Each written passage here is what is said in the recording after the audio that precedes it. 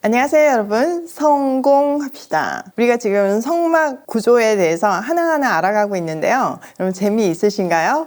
하나하나 모든 것에 다 의미가 있다는 것이 너무 신기하고 또 그 의미들에 감동하게 되는데요. 오늘은 성막을 덮는 그 휘장에 관한 이야기예요.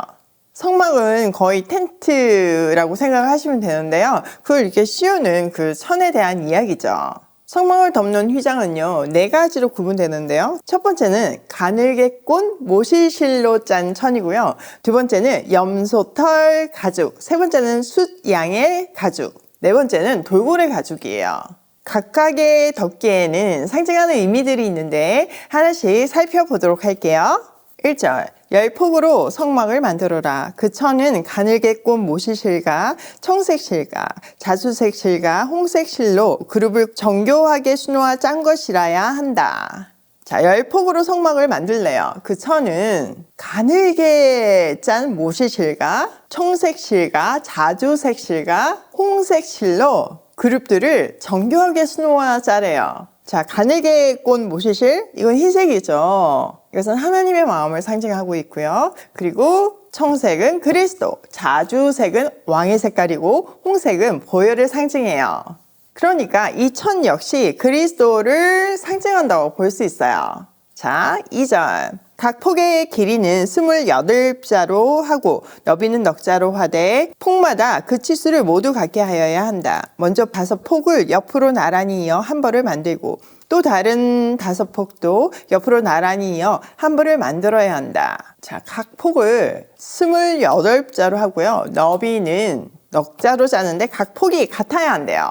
그리고 5폭씩 이어가지고 하나를 만들래요. 여기서 중요한 단어가 이어서예요. 그러니까 하나의 큰 이게 천으로 된 게 아니라 이렇게 이어서 만들려고 하잖아요. 이걸 뭘 얘기할까요? 네, 맞아요. 마치 우리가 그리스도 안에서 서로 이어져서 하나의 성전이 되듯이 이 천들도 서로 이어져 가지고 한 성막을 이루고 있는 거죠. 자, 4절. 그리고 나서 나란히 이은 천의 한 폭 가장자리의 폭에 청색 실로 고를 만들고 나란히 이은 다른 한쪽 가장자리의 폭에도 이와 같이 하여 서로 맞물릴 수 있게 하여야 한다. 서로 맞물릴 두 벌 끝 폭 가장자리에 만들 고의 수는 각각 50개이다. 이 고들을 서로 마주보게 하여라. 그리고 금으로 갈고리 신개를 만들어야 한다. 이 갈고리도 두 벌 천을 서로 이어 한 성막을 이루게 하여라. 자, 천을 지금 이어서 만들잖아요. 그 이은 천의 한쪽 가장자리에 청색 실로 고리를 만드는데 총 50개를 만들래요. 또 이게 서로 맞물릴 수 있게 하래요. 또 그것을 이을 금으로 만든 갈고리 50개를 만들어서 이 갈고리로 천이 지금 2개잖아요. 5폭, 5폭. 이 두 천을 서로 이어 한 성막을 만들래요. 그러니까 하나님이 이렇게 서로 이어서 서로 연결돼서 이런 디테일들을 얘기해 주면서 하나님 나라의 공동체가 어떤 모습이어야 함을 우리에게 보여주고 있는 거예요. 우리는 각자 은사가 다르잖아요. 하나님은 서로 다른 우리가 각자의 은사대로 위치가 정해지고 또 서로 이어져 가지고 한 몸을 이루게 하시고 그것으로 하나님을 드러내게 하시죠. 그렇기 때문에 우리가 서로 연결되는 것이 너무나 중요하고 연결되어서 연합하는 것이 너무 중요하다는 것을 오늘 본문을 통해서 확인할 수 있어요. 자, 7절. 성막 위에 덮을 천막은 염소털로 짠 11폭 천으로 만들어야 한다. 각 폭의 길이는 30자로 하고 너비는 넉자로 하되 11폭의 치수를 모두 갖게 하여야 한다. 5폭을 따로 잇고 나머지 6폭도 따로 이어야 한다. 그리고 6번째 폭은 천막 앞쪽으로 반을 접어서 올려야 한다. 5폭으로 이은 천 가장자리에 고 신개를 만들고 6폭을 이은 천의 가장자리에도 고 신개를 만들어라. 또 노쇠 갈고리 50개를 만들고 그 갈고리를 양쪽 고에 마주 걸어서 한 천막을 만들어라. 그리고 여분으로 남아있는 천막 반쪽은 성막 뒤로 늘어뜨려라. 천막폭 너비에서 양쪽으로 한 자씩 남아있는 것은 성막 양 옆으로 늘어뜨려서 성막을 덮게 하여라. 자, 이번에는 염소털로 2번째 덮개를 만들려고 하시는데요.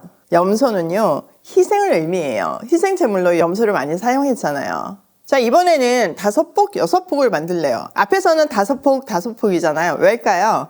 네, 맞아요. 한 폭은 문을 이렇게 두 겹으로 가리는 거예요.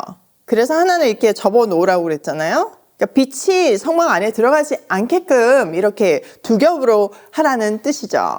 또 노셀 갈고리를 쉽게 만들어 가지고 양쪽 골을 마주 걸어서 한 천막을 만들래요. 이거 커튼 달아보신 분들 아마 잘 이해되실 거예요. 말로 설명하면 굉장히 어려운데 커튼 하나씩 핀 꽂아가지고 마지막에는 이게 겹쳐서 하는 거 아시죠? 그렇게 하라는 거죠. 그래서 하나로 이어지게 하라는 거예요. 그리고 여분으로 남아있는 천막은 성막 뒤로 늘어뜨리래요. 그래야 빛이 안 들어가죠. 만약에 이게 간당간당하면 그 사이로 빛이 들어갈 수 있잖아요. 이렇게 거대한 천막은요, 동쪽 입구 여기만 두 겹이고 이것을 제외하고 다른 벽들을 완전히 덮고 있었어요. 자, 14절 천막 덮개를 2개 더 만들어라. 하나는 붉게 물들인 수량으로 만들고 그 위에 덮을 또 다른 덮개는 돌고래 가죽으로 만들어라. 자, 2개의 덮개가 동시에 설명되고 있어요. 하나는 붉게 물들인 수량 가죽. 뭘 상징하는지 느낌 팍 오시죠? 네, 맞아요. 그리스도의 보혈이에요. 그 위에는 돌고래 가죽으로 이렇게 덮으래요. 여러분, 돌고래 색깔 이쁜가요? 별로 안 이쁘죠. 근데 이게 상징하는 게 있어요. 근데 우선 이 돌고래 가죽은요, 방수 역할을 했거든요.